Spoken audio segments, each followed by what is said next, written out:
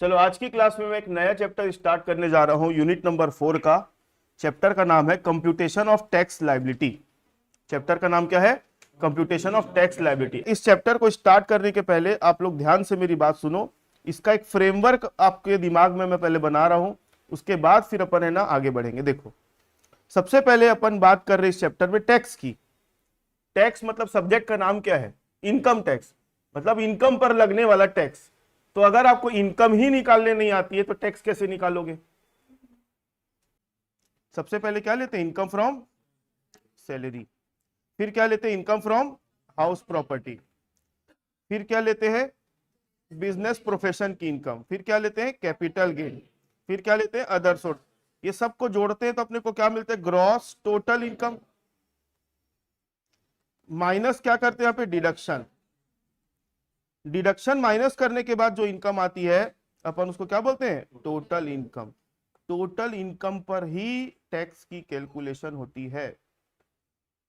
Total income पर ही tax की calculation की जाती है। इतनी बात समझ में आई? अब देखते जाओ ध्यान से। जो हमारी टोटल इनकम होती है ना, जो हमारी टोटल इनकम होती है वो दो चीजों से मिलके बनती है। किससे किससे मिलके बनती है? दो चीजों से। एक होती है नॉर्मल इनकम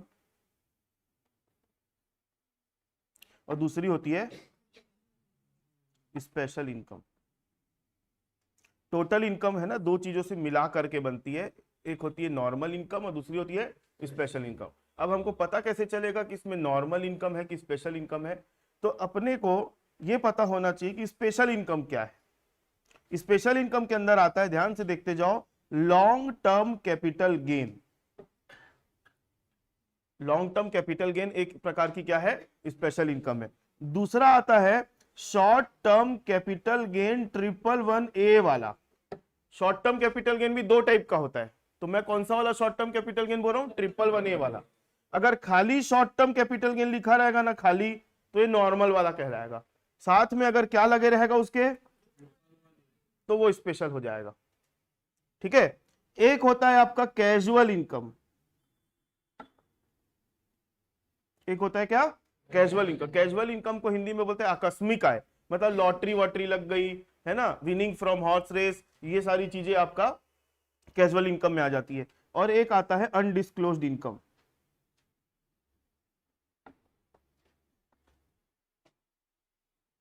ये चार इनकम ऐसी है जो कौन से नेचर की है? तो उसके अलावा जितनी भी इनकम बच गई, income from salary, house property, business profession की, कैपिटल गेन की दूसरी वाली इनकम और अदर सोर्सेस की, उसके अलावा जो इनकम बच गई वो सारी इनकम कौन सी हो गई? तो जो टोटल इनकम में से अगर हम normal income sorry special income को माइनस करके निकाल देंगे बाहर। मान लो, एक एग्जांपल दे रहा हूं मैं आप लोगों को। लॉन्ग टर्म कैपिटल गेन था 1 लाख रुपए, ये था 50,000 रुपए, ये था 50,000 रुपए, ये था 1 लाख रुपए। टोटल कितना होता है? 3 लाख। और आपकी टोटल इनकम कितनी है? मान लो 10 लाख। तो 10 लाख में से आप स्पेशल इनकम बाहर निकाल दोगे तो जो बचेगा वो कितना बचेगा? 7 लाख बचेगा। तो 7 लाख कौन सी इनकम कहलाएगी आपकी? नॉर्मल इनकम कहलाएगी। ऐसा हम इनकम को दो पार्ट में तोड़ क्यों रहे हैं, इसका मतलब क्या है मालूम है?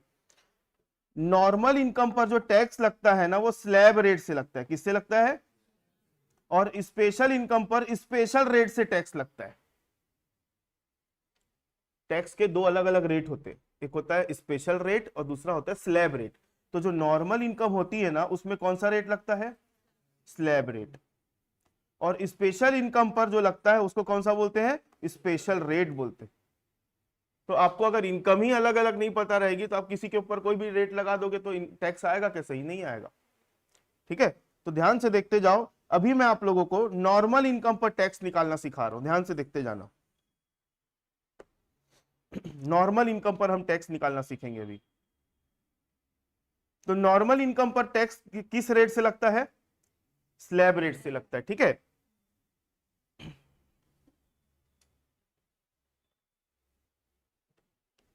नॉर्मल इनकम, नॉर्मल इनकम पर किस रेट से टैक्स लगेगा? Slab rate. अब स्लैब रेट भी है ना, दो टाइप का होता है, ध्यान से देखते जाओ आएगा। स्लैब रेट है ना, एक होता है ओल्ड रिजीम वाला या ओल्ड स्कीम बोल लो,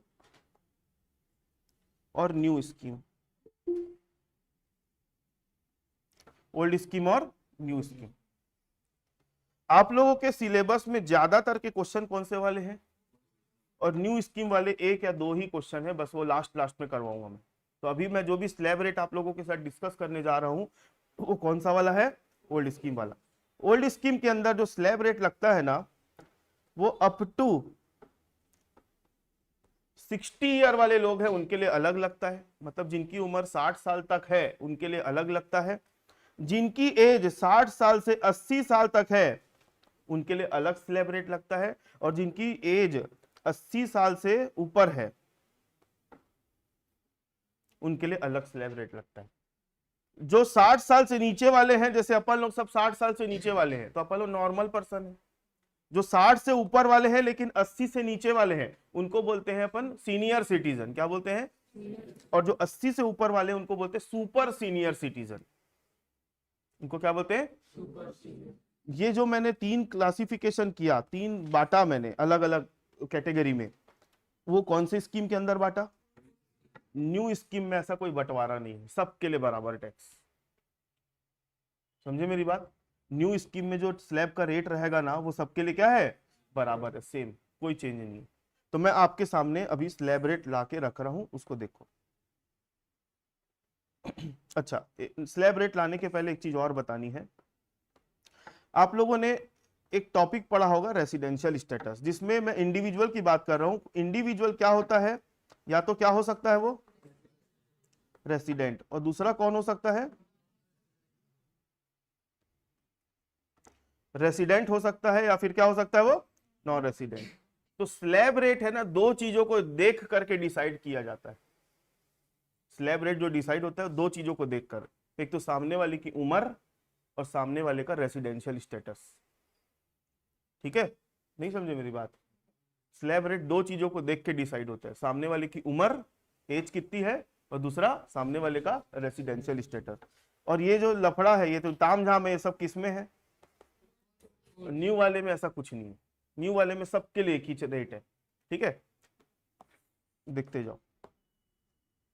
स्लैब रेट मैं आपके सामने ला रहा हूं, जी रहा।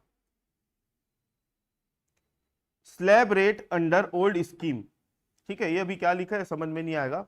देखो क्या लिखा है, इफ एज बिलो 60 ईयर। तो अभी इसको मत पढ़ो, लास्ट वाले को पहले पढ़ो। If age is more than 80 years, age कितनी है? 80 साल की है किसी पर्सन की, और वो जो एसईसी है वो क्या है? रेसिडेंट है, तो उसको ये वाला स्लैब रेट का बेनिफिट मिलेगा। आ गई बात समझ में? ये वाला स्लैब रेट कब लगाना है? जब उसकी एज कितनी है? 80 साल, और वो क्या है?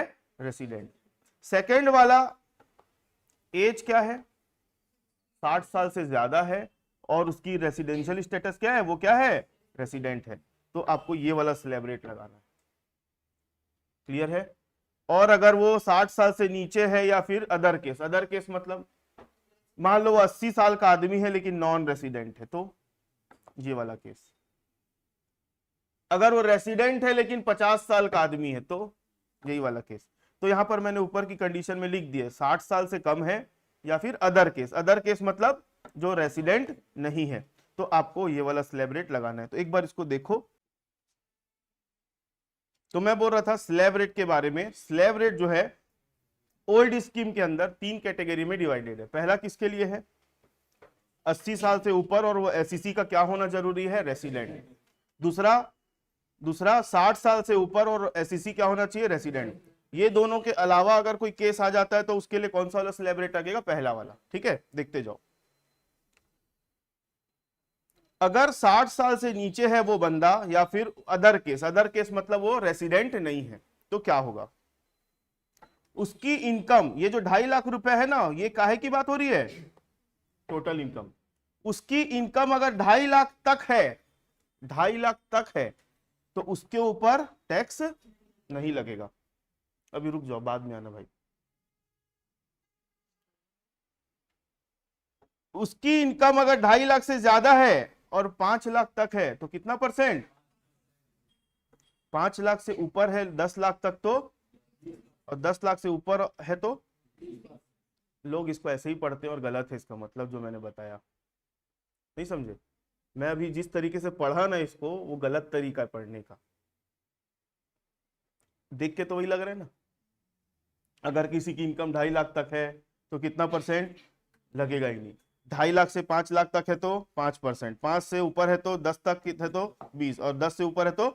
ये गलत है तरीका पढ़ने का। अगर ऐसे पढ़ोगे तो मैं बोलूंगा अगर किसी की इनकम 7 लाख है तो आप क्या करोगे मालूम है? उसके ऊपर टैक्स कितना लगा दोगे? सीधा 20% लगा दोगे, जो कि गलत है। स्लैब रेट का मतलब होता है, स्लैब रेट का मतलब होता है उसकी इनकम को हम स्लैब्स में, टुकड़ों में बांट देते हैं। जैसे अगर किसी की इनकम 7 लाख रुपए है, अगर किसी की इनकम क्या है? 7 लाख, तो 7 लाख का शुरुआती 2.5 लाख तक टैक्स कितना लगेगा? अब 7 लाख में अब 2.5 लाख निकाल दिए, उसके ऊपर टैक्स लगा क्या? अब 2.5 लाख निकाल दिए तो बचा कितना? 4.5। तो 4.5 जो अगला बचा उसके ऊपर टैक्स कितना लगेगा? 5%। तो मैं आप लोगों को अब यही चीज सिखाने वाला हूं, देखते जाओ। पहले आप लोग इसको याद कर लो। 2.5 लाख तक है तो नील, 2.5 से 5 है तो, 5 से 10 है तो, और 10 से ऊपर है तो 30%। क्लियर है मेरी बात? अच्छा, जो सबसे पहला पढ़ाव है ना 2.5 लाख का, 2.5 लाख तक की इनकम पर टैक्स नहीं लगता है, तो इस 2.5 लाख को हम बोलते हैं मिनिमम एग्जेम्पशन लिमिट। क्या बोलते हैं? हिंदी में बोले तो न्यूनतम कर मुक्त सीमा। मतलब 2.5 लाख तक अगर आप कमा रहे हो तो आपको टैक्स देने का जरूरत नहीं है। 2.5 लाख से ऊपर अगर आपकी इनकम है तो 2.5 लाख से जितनी ऊपर होगी ना, उसके ऊपर इसके अकॉर्डिंग टैक्स लगेगा। तो चलो इसके ऊपर अपन एक क्वेश्चन बनाते हैं, ध्यान से देखो। मान लो एक बंदा है, उसकी एज 48 ईयर्स है। उसकी एज कितनी है? 48 साल। उसकी टोटल इनकम पूरी नॉर्मल है ना? नॉर्मल इनकम कितनी है? 8,70,000 रुपए। कितनी है? 8,70,000 रुपए। इसके ऊपर अपने को टैक्स निकालना है। मैंने अभी बताया था नॉर्मल इनकम पर टैक्स कौन से रेट से लगता है? Slab rate. तो स्लैब रेट के हिसाब से 8,70,000 के ऊपर अपने को टैक्स निकालना है। तो कौन सा वाला एप्लीकेबल होगा? 2.5 लाख वाला होगा। तो देखो 2.5 लाख वाला क्या बोलता है कि 8,70,000 जो है इसको अपने को क्या करना पड़ेगा मालूम है? स्लैब में बांटना पड़ेगा। देखो 0 से 2.5 लाख, 2.5 लाख से कितना है? 5 लाख से कितना है? और 10 लाख से ऊपर एंड अबव, ये देखते जाओ। अब 8,70,000 को इससे मेजर करो। 8,70,000 से 0 से 2.5 लाख रुपए यहां निकाल लो तो कितना आएगा? मतलब मैंने 2.5 लाख रुपए 8,70,000 में से निकाल लिया। अब कितना बचा? ठीक है, अब यहां ये वाले स्केल में आप कितना ले सकते हो? 2.5 से 5 में और कितना आ जाएगा? 2.5 आ जाएगा। तो आप यहाँ पे 2.5 और ले लो। मतलब हमने टोटल 8,70,000 में से कितना निकाल लिया? 5 लाख निकाल लिया। अब बचा कितना? तो अब अगले अगले स्लैब में जाओ तो यहाँ पर कितने का रेंज है? 5 लाख का रेंज है। तो पूरा पूरा पूरा 3,70,000 यहाँ ले लूं। ऐसे करके मैंने 8,70,000 को 3 टुकड़ों में तोड़ दिया। ये पहले तोड़ना सीखो। नहीं आया समझ में? ये इनकम 10 लाख से ऊपर थी क्या, तो इसलिए यहां फिर कुछ नहीं आया है। 10 लाख के अंदर थी इसलिए ये वाले स्लैब तक आके रुक गई हमारी बात। ठीक है, अब जो स्लैब रेट है वो क्या बोलता है? अप टू 2.5 लाख, 2.5 लाख तक की इनकम पर कितना टैक्स लगता है? नील। तो यहां लगाएंगे ही नहीं इसमें। जो इनकम आपकी 2.5 से 5 के बीच में आती है उसमें कितना टैक्स लगता है? तो ये वाले 2.5 लाख के ऊपर आप कितना लगाओगे? 5। तो इस 2.5 लाख का कितना होगा? 12,500। ठीक है, कुछ डाउट? हाँ, 2.5 से 5 है तो 5%। नहीं, 2.5 से 5, इन दोनों के बीच का गैप कितना है? 2.5 लाख का, ऐसा। और 5 लाख से ऊपर वाले 10 लाख में कितने, उस वाले थर्ड स्लैब में कितना आ रहा है? तो इसका कितना परसेंट? इसका कितना आएगा? 74,000। तो ये वाला टैक्स 0 आया, ये 12.5 सबको जोड़ दो, कितना आता है बोलो? 86,500। ये आपका टैक्स आ गया। समझ में आ गई बात? मतलब हमारी जो इनकम है ना, मैं क्या बोला, अपन जो पढ़ते हैं ना, इसको पढ़ने का तरीका गलत रहता है। ज्यादातर लोग वही सोचते हैं कि 0 से 2.5 लाख तक है तो टैक्स इनकम लगेगा नहीं। तो अभी मैंने जो एग्जांपल लिया 8,70,000 वाला, तो आप देखोगे 8,70,000 कौन से स्लैब में आ रहा है इसमें, तो आप सीधा सीधा कितना परसेंट निकाल दोगे? 20%। वो गलत तरीका है। 8,70,000 को पहले स्लैब में क्या करना है? तोड़ना है। इस तरीके के टैक्स लगाने के सिस्टम को बोलते हैं प्रोग्रेसिव टैक्स। मतलब गरीबों से टैक्स लिया ही नहीं जाता है। मतलब गरीबों से टैक्स नहीं लिया जाता, मतलब जिनकी इनकम 2.5 लाख तक है उनसे टैक्स ही नहीं लिया जाता। थोड़े से जो कमाने वाले उनसे कम टैक्स लिया जाता है, जो और ज्यादा कमाते हैं उनसे थोड़ा ज्यादा लिया जाता है, जो बहुत ज्यादा कमाते हैं उनसे कितना लिया जाता है? 30%। क्लियर है? इसको बोलते हैं प्रोग्रेसिव टैक्स। ठीक है, चलो तो मैं आप लोगों को अभी एक और दे रहा हूं क्वेश्चन, अभी बना के बताओ। सब चीज वही है। 8,70,000 को आप 12,70,000 कर लो, कितना आएगा टैक्स बताओ? सबका कैलकुलेशन करना जरूरी है। 8,70 को 12,70 कर लो।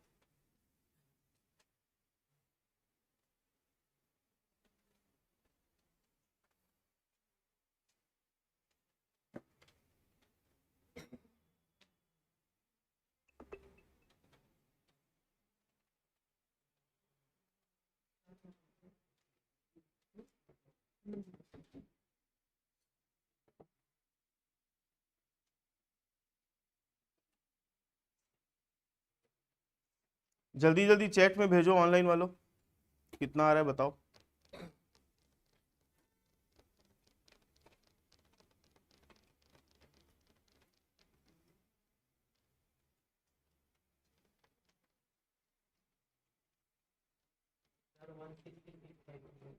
166,500। देखते हैं, सबसे पहला जवाब टिकेंद्र का आया है।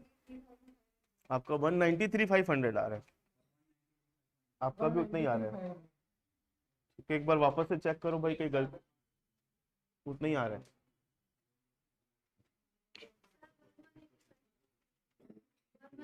118500, देखते हैं। वन,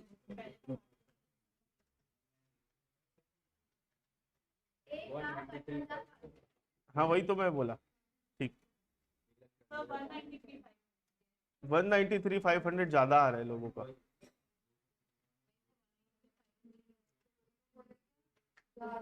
मतलब ज्यादा लोगों का आ रहा है।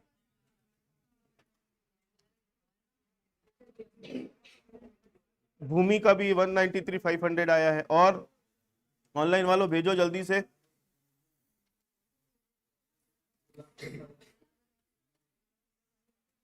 केशव आपका भी वही आया है, ठीक है, देखते हैं।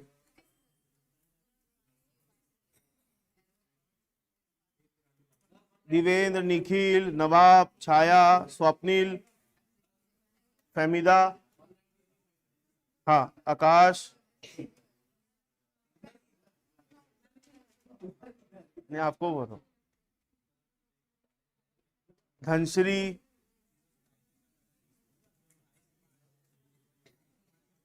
193,500 सबका आ रहा है। मेरे को लग रहा है कि यही वाला करेक्ट होना चाहिए। आपका कितना है क्षितिज? ठीक है, कहाँ गलत कर रहे थे?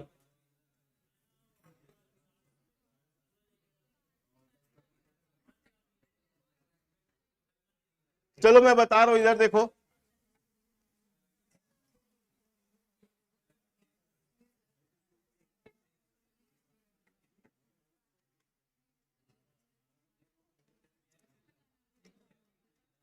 इधर इधर, ओ भाई अब इधर देखो।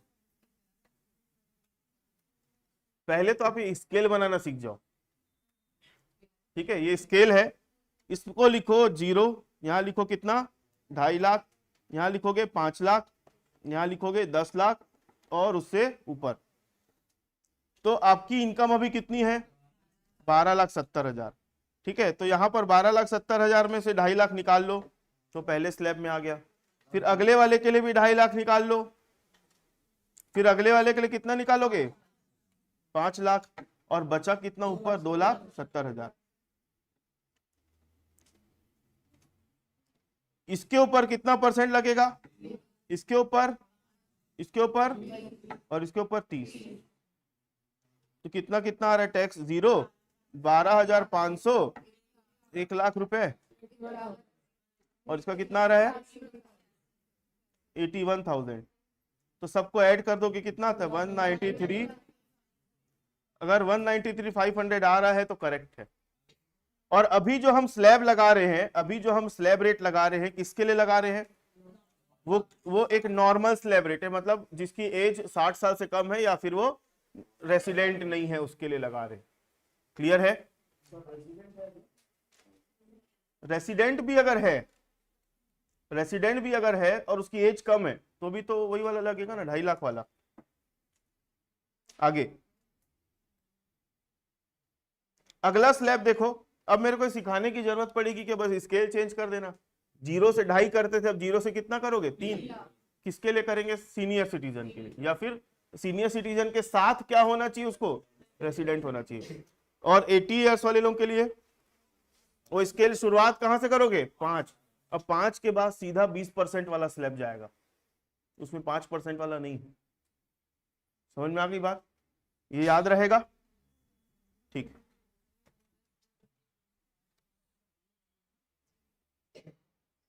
तो अभी अपन ने जो टैक्स निकालना सीखा, एक एग्जांपल और करा रहा हूं, उसके बाद फिर अपन आगे बढ़ते हैं।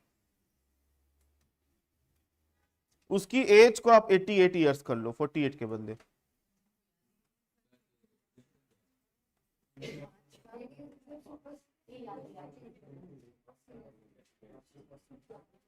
ठीक है, टोटल इनकम 15,30,000 है इसकी। चलो कैलकुलेट करके बताओ। उसकी एज 88 ईयर्स है और वो रेसिडेंट है। हाँ, स्लैब रेट बता दूं कि दिखाई दूं, ये याद रहेगा 15,30।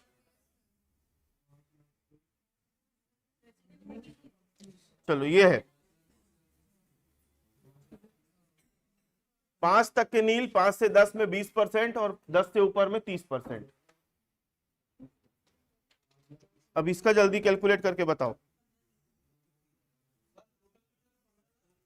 30,000, 259 देखते।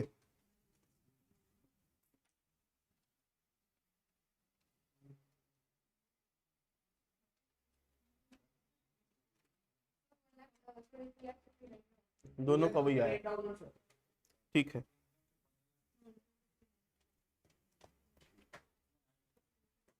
कितना आया 259। ऑनलाइन वालों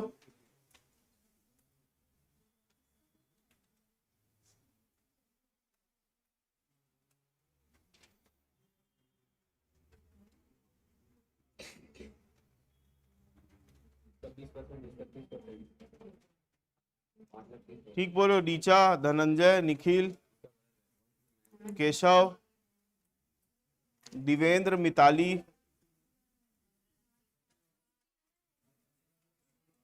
धनश्री, कितना है टिकेंद्र, भूमि, फहमीदा, अदिति, फलक, नवाब,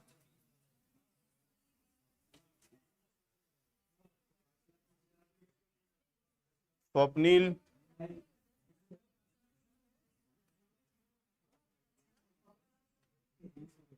दिशा,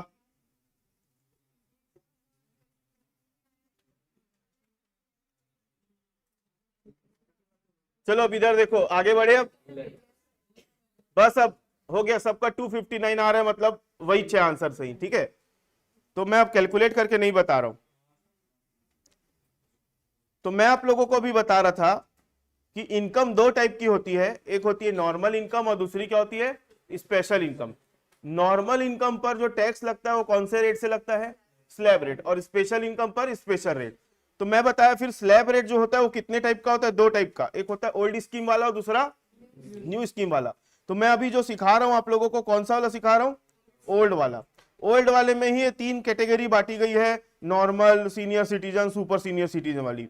एक बार आप न्यू स्कीम वाला स्लैब रेट देख लो भाई, इसमें कोई सीनियर सिटीजन वगैरह को डिवाइड नहीं किया है, सीधा क्या है, अगर आपकी मिनिमम एग्जेम्पशन लिमिट कितनी है तो टैक्स कितना लगेगा, 3 से ऊपर 7 लाख तक है तो 7 से 10 तक, 10 से 12 है तो 12 से 15 है तो, और 15 से ऊपर है तो 30। उसमें स्लैब को टुकड़े टुकड़े में बढ़ा दिया। और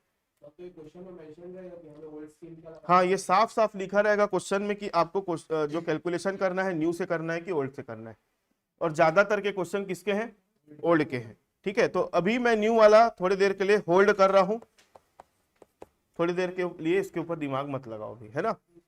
चलो 2 मिनट के लिए अब आप लोग आ जाओ स्पेशल रेट्स पर, आ जाओ स्पेशल रेट्स, स्पेशल रेट्स पर आ जाओ।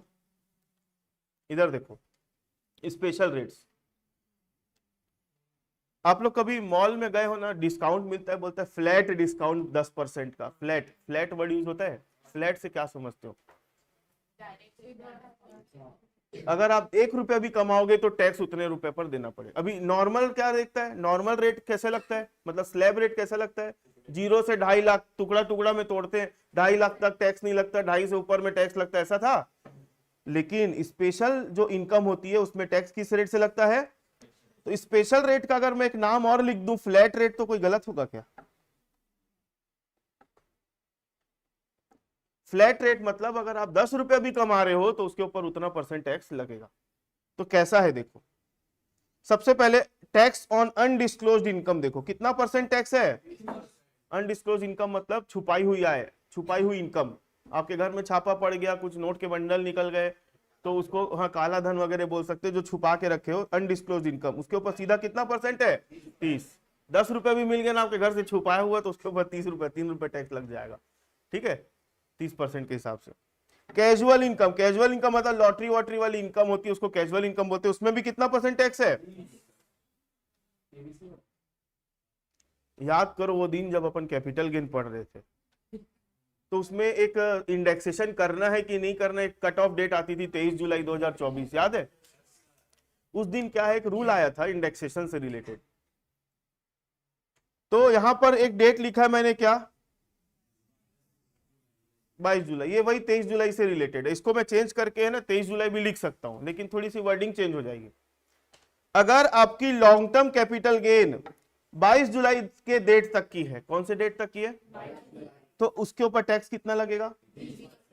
और अगर आपकी लॉन्ग टर्म कैपिटल गेन 22 जुलाई के बाद वाली है, मतलब 23 जुलाई ऑनवर्ड्स है, तो कितना % लगेगा, 12.5% लगेगा। ये रेट उस समय जो 23 जुलाई आई थी ना, उस दिन कुछ एक नियम आया था जिसमें चेंज हो गए थे रेट्स। 22 जुलाई तक वाली है तो कितना %, 20, और 22 जुलाई के बाद वाली है तो 12%, 12.5%। Short term capital gain 111A वाला है तो उसमें 22 जुलाई तक वाले में 15%, और 22 जुलाई के बाद वाले में कितना %, 20%। ये याद रहेगी डेट, कट ऑफ डेट। उसका पहले 20 था तो 12.5 हुआ। लॉन्ग टर्म कैपिटल गेन पर टैक्स के रेट कम हुए और शॉर्ट टर्म वाले के ऊपर टैक्स बढ़ गए। तो ये है आपके स्पेशल रेट। स्पेशल रेट मतलब इसमें मेरे को सिखाने की जरूरत नहीं, फ्लैट रेट। 1 लाख रुपए की अगर आपकी लॉन्ग टर्म कैपिटल गेन है 22 जुलाई के पहले वाली, तो कितना % निकालोगे, तो कितना आएगा, आंख बंद करके 20,000 निकाल देना, जैसे % निकालते नॉर्मली, वही है, वही काम करना। तो एक छोटा सा मैं फ्लो चार्ट बना रहा हूं, देखते जाओ। इनकम, इनकम को मैं कितने पार्ट में डिवाइड किया था, 2। एक होती है कौन सी, नॉर्मल इनकम, और दूसरी स्पेशल इनकम। नॉर्मल इनकम पर टैक्स कौन से रेट से लगता है, और स्पेशल इनकम पर टैक्स कौन से रेट से लगता है। स्पेशल इनकम में क्या क्या था आपको पता है? वो 4 चीजें, long term capital gain, short term triple one वाला, कैजुअल इनकम और अनडिस्क्लोज। और स्लैब रेट में अपन ने देखा था ओल्ड और न्यू।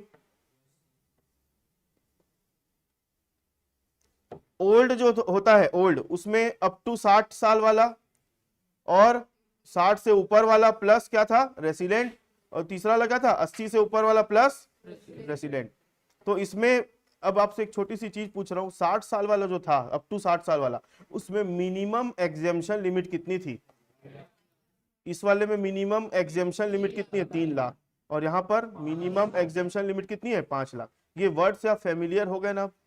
तब मैं अब जब पढ़ाने जाऊंगा तो बीच बीच में यूज करूंगा ये वर्ड, मिनिमम एग्जेम्पशन लिमिट, तो याद रहेगा ना मिनिमम एग्जेम्पशन लिमिट मतलब क्या होता है। तो आप रिलेट कर पाओगे ना? नहीं तो अचानक वो नाम ले दिया, पता ही नहीं पड़ेगा कि मिनिमम एग्जेम्पशन लिमिट क्या होती है, फिर वहीं पे घूम जाओगे आप लोग। चलो, अब न्यू वाला जो है, न्यू रिजीम वाला, उसके में कोई बाइफरकेशन नहीं है, इसको अपन ने अभी क्या करके रखा है? होल्ड। ये मैं लास्ट में कराऊंगा। तो ये अभी अपन ने आज की क्लास में सीखा। और स्लैब रेट से टैक्स की कैलकुलेशन कैसे करते हैं वो भी अपन ने सीखा। ठीक है, अब ध्यान से देखते जाओ। आप लोगों को टैक्स की कैलकुलेशन मैं करना सिखा रहा हूं। बहुत, मैं क्या बोल रहा हूं, अभी तक जितना भी चैप्टर पढ़े ना, सबसे इजी चैप्टर यही है। बस क्या है, आप लोगों के लिए नया है करके आप उसके प्रोसेस में आपको घुसना पड़ेगा। जो प्रोसेस में सिखाऊंगा ना आप लोगों को, उस प्रोसेस को फॉलो करोगे ना, तो एकदम हर क्वेश्चन आपके मक्खन के जैसे बनेंगे। अब आप थोड़ा सा एडजस्ट नहीं करोगे या पहले से ही सोच के रख लोगे कि अरे यार ये क्या पढ़ रहे हम लोग, तो भाई आपने पहले से ही अपने सामने दीवारें खड़े करके रख दी, तो आप आगे कैसे बढ़ोगे? तो आप उसके हिसाब से ढलना सीखो, क्वेश्चन बनेगा कंफर्म है। ठीक है, तो देखो सबसे पहले मैं ना ये स्टेप बाय स्टेप सारी चीजें लिख के रखा हूं। तो किसी भी क्वेश्चन को आप सॉल्व करोगे ना, किसी भी क्वेश्चन को, तो सबसे पहले का काम आपको करना है, जो एसईसी है ना, एसईसी, उसकी पर्सनल डिटेल्स लिखनी है। सबसे पहले क्या लिखोगे? उसका नाम। नाम दिया है तो बहुत अच्छी बात है, लिख देना मिस्टर ये वो, मिस्टर बी, जो भी है। और नहीं दिया होगा तो छोड़ देना उसको, क्या दिक्कत है? नाम को कहीं पे टैक्स की कैलकुलेशन में लिया नहीं जाता है। क्लियर है? आगे नाम के बाद है उसकी एज। एज अभी पता चला आप लोगों को एज क्यों लिखा है मैंने यहाँ पे? क्योंकि एज के हिसाब से ही स्लैब रेट डिसाइड होता है। तो आपको क्वेश्चन में देख लेना भाई उसकी एज कितनी है, लिख लो, तभी आपके दिमाग में क्लिक करेगा, हाँ यार ये इतने साल वाला बंदा है तो इसके ऊपर ये रेट लगेगा। तो एज भी आप क्या करोगे? लिख लोगे। अगर क्वेश्चन साइलेंट होगा तो एज क्या मानना है हमको? Below 60 years. अगर क्वेश्चन साइलेंट होगा तो क्या मान के चलना है? 60 साल से कम वाला बंदा है ये मान के चल। साफ साफ लिखा रहेगा कि 87 ईयर का है, 55 ईयर का है, तो जो दिया वही मानेंगे। और जो नहीं दिया है, क्वेश्चन साइलेंट है, तो क्या मानना है? Below 60 year. उसके बाद तीसरे नंबर में क्या लिखनी है उसकी? Residential status. रेसिडेंशियल स्टेटस भी क्वेश्चन में दिया रहता है, निकालना नहीं पड़ेगा, दिया रहेगा कि वो रेसिडेंट है, नॉन रेसिडेंट है, क्या है, वो दिया रहेगा। अगर क्वेश्चन साइलेंट है रेसिडेंशियल स्टेटस के रिगार्डिंग, तो आप क्या मानोगे उसको? If question is silent then assume SEC is. तो ये सबसे पहला काम क्वेश्चन सॉल्व करने के पहले ये कर लेना है आपको। सबसे पहले क्या लिखोगे? उसका नाम। नाम लिखने के बाद उसकी एज, उसके बाद क्या देखोगे? Residential status. क्लियर है मेरी बात? ठीक, आगे इसके आगे का अपन देखेंगे अब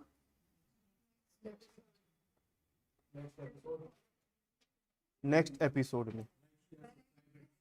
और अगर आपको लगे ठीक तो लाइक, शेयर और सब्सक्राइब भी कर देना, अपने दोस्तों के साथ शेयर कर देना। ठीक है।